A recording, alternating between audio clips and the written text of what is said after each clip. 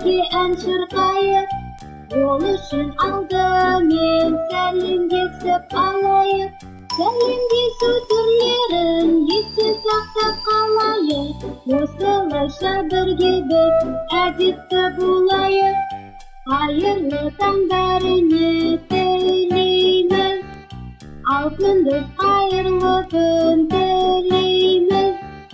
Есте сақтап қаламыз. Қайырлы таң, қайырлы күн, жақсы жатып жайлы тірліктінде тілейік. Достарға сәлем деп амандасамын.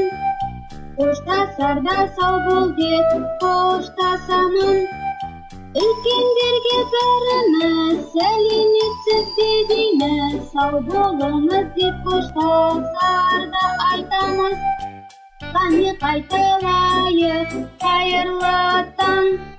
Қане қайталайық қайырлы күн. Қайырлы кеш, қайырлы түн, сәлем сәлеметсіз бе?